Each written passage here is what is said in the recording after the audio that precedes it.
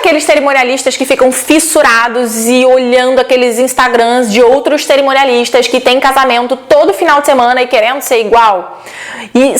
Isso pra você, ou seja, ter casamento todo final de semana pra você é sinônimo de sucesso?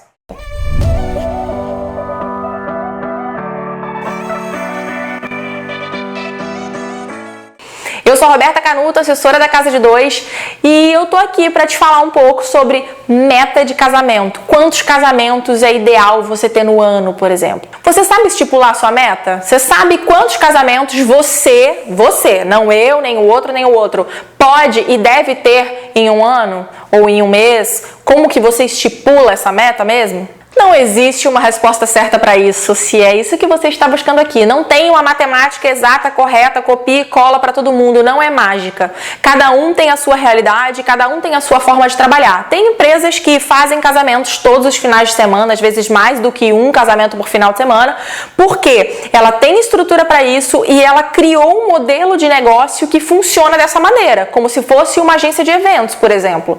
Outras fazem casamentos todo final de semana, tem lá uma meta de 60 casamentos no ano, sei lá, faz um monte de casamento, mas que na verdade não tem estrutura para isso, mas que dentro do seu serviço ela diminuiu a quantidade de coisas a fazer dentro de um serviço, então ela fala que ela vende assessoria completa, mas na verdade ela faz uma parcial, uma intermediária, alguma coisa assim, faz menos coisa do que deveria para conseguir atingir e fazer aquela quantidade de casamentos. Tem outros que não têm estrutura, que não mudaram o processo, que simplesmente não conseguem fazer e saem fazendo também um monte de casamento porque entendem que isso é o sinônimo de sucesso e é isso que vai dar dinheiro e é isso que é bacana e é isso que é legal e é isso que é legal a gente mostrar no Instagram, né? Parece que as pessoas vivem para isso. Eu tenho certeza que não quer ser a terceira, eu também não gostaria nem de ser a segunda opção, né? Ter que mudar no modelo do serviço, modelo de negócio, mas cada um com a sua realidade, entendendo que realmente precisa ser feito. Para você estipular sua meta, é preciso você fazer uma conta inversa. Ao invés de você pensar, eu quero fazer 100 casamentos no ano, você precisa pensar e analisar. Lembre-se que você é uma empresa. Então, o que você precisa pensar e analisar, ao invés de simplesmente meter uma meta louca, desvairada e sem nenhum embasamento? Ponto número 1. Quanto eu preciso ganhar por mês para sustentar a minha empresa e eu? Importante, né, gente? Também quero viver, comer. Segundo, entender quantos casamentos no ano os seus processos e a sua estrutura sustenta. É importante a gente dividir por modelos de serviço, por tipos de serviço. Então, são 20 assessorias completas, 10 assessorias parciais e 5 assessorias finais, por exemplo. Porque cada um desses serviços, desse tipo de serviço, exige um tempo diferente do seu trabalho e você precisa entender muito bem isso, né? Essas diferenças. Só parêntese aqui, só cuidado para você não pegar um casamento para daqui a 2 anos e esse casamento entra dentro da organização aqui do ano e você começa a ficar confuso, porque dentro do ano eu posso fazer 20 casamentos, mas você está organizando já os casamentos do ano seguinte e já daqui a 2 anos você vai enlouquecer com esse tipo de meta. Então, gente, estipule sempre pegar pelo menos 1 ano e meio de antecedência mínimo. Se você começar a pegar com 2 anos, isso vai te dar muito trabalho. Você vai ter que cobrar muito mais para isso. É importante considerar a sazonalidade também. Segundo o IBGE, em São Paulo, pessoas casam menos em dezembro, janeiro, fevereiro, março. Acontece bem menos casamento do que em setembro, outubro, novembro, que bomba. Então, como que é a realidade aí na sua cidade? Você sabe quantos casamentos acontecem e quais meses que realmente tem mais casamento e menos casamento? Isso vai influenciar na sua meta. Porque quando você estipula a meta anual, você também precisa depois splitar ela, ou seja, dividir isso nos meses do ano. Vai ter mês que você não vai fazer nenhum casamento, tem mês que você vai fazer 1, tem mês que você vai fazer 2, tem mês que você vai fazer 4. Como isso funciona para você e como essa sazonalidade vai cair dentro do seu ano? Isso precisa ser planejado para você conseguir estipular a tua meta. É importante saber que essa conta precisa fechar e que você também precisa viver a sua vida, ou seja, você vai ficar todo final de semana trabalhando em casamento ou, puxa, não, na minha estrutura eu vou fazer casamento todo final de semana, mas eu tenho um sócio e a gente vai dividir. Eu vou em 2, ele vai em outros 2.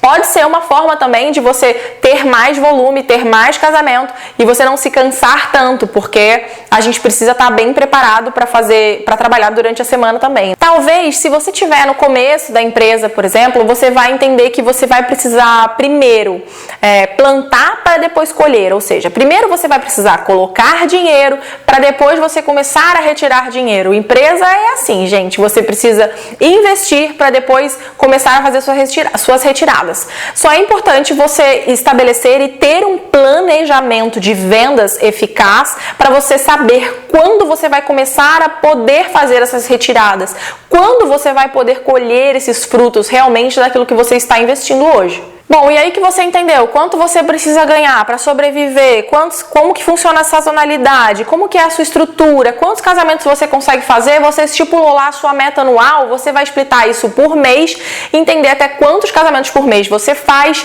e isso vai então definir o seu planejamento de vendas. O que eu quero dizer com isso? Dependendo do mês, dependendo de como for as suas vendas, o seu comportamento vai mudar. Ele pode ser mais ou menos agressivo, né? Isso vai fazer com que você tenha um comportamento diferente para suas vendas. Então, você sabe que naquele mês você precisa fechar 4 casamentos, mas dia 28, mês fecha dia 30 e você precisa fechar mais um porque você só fechou 3 naquele mês. Então, como você vai fechar mais um casamento? Você vai ter mais abertura para negociação. Você pode usar aquele gatilho mental de urgência, por exemplo, e entrar em contato com alguns noivos que entraram em contato com vocês, que não fecharam, e você falar com eles, olha, para você exclusivamente, se você fechar até amanhã, a gente consegue te dar o RSVP ativo, que não está incluído dentro do serviço de assessoria final, por exemplo. Com esse planejamento, você vai saber qual que é o serviço que você pode fechar e para qual data você pode fechar, porque você está fechando o calendário do seu ano naquele mês, ou estipulando o calendário do seu ano naquele mês. Então, quais são as datas que você ainda tem livre para o ano seguinte? Tudo isso influencia muito seu comportamento de vendas hoje, porque é hoje que você está vendendo o ano seguinte. Então, a gente coloca, obviamente, a meta em cima das suas vendas, mas que você está estipulando o ano seguinte, até onde e até quantos casamentos você consegue ir. Não menos importante, a sua meta ela precisa ser smart, ela precisa ser precisa e direta. Smart, S de específico. Quais são os serviços, onde, qual a porcentagem versus o faturamento que você vai aumentar. Ela também precisa ser mensurável, ou seja, M de mensurável. A quantidade, o valor. Ela também precisa ser atingível. Não adianta nada a gente fazer uma meta super louca, sendo que ela não é factível. E ao mesmo tempo ela precisa ser relevante, R de relevante. Ela precisa ser relevante, ela tem que ser atingível, mas ela tem que ser relevante, ela precisa ser ambiciosa, né? Ela não dá pra ser flat, né? Não dá pra você ficar sempre na mesma meta. Você sempre tem que, buscar o melhor, buscar crescer e se desenvolver. Então ela tem que fazer com que você realmente se mexa para atingir aquela meta. Não adianta você fazer uma meta fácil, né? Ela tem que te desafiar e, claro, fazer sentido dentro da tua empresa. E, obviamente, por último, T de temporal. Até quando ela vai ser atingida, né? Então, realmente colocar uma data lá, porque de nada adianta a gente colocar uma meta e não saber quando que ela vai acontecer. Que é tipo a minha meta de fazer academia. No dia de São Nunca. Então é muito fácil, eu coloco lá minha meta no começo do ano e não coloco até quando, não coloco a parte do tempo. Então, eu posso fazer ano que vem, depois daqui a 2 anos, 30 anos, quem sabe. Então, da sua empresa, não, ela precisa ter um tempo para você estipular até quando você tem que bater aquela meta. E aí a gente vem para uma outra meta, que aí sim é uma meta smart. Fechar 30 casamentos, sendo 23 consultorias, 5 parciais e 2 finais. Aumentando o faturamento da companhia em até 20% versus 2008 até dia 31/12 de 2020. 31/12 de 2019, né? Então, olha como ela é específica, mensurável, atingível, relevante e temporal. Então, você sempre que for formular a sua meta do ano, não é simplesmente 100 casamentos, 10 casamentos. Não, ela precisa ser sempre ter essas 5 letrinhas aí, o SMART, né? S-M-A-R-T, 5 letras. Acertei.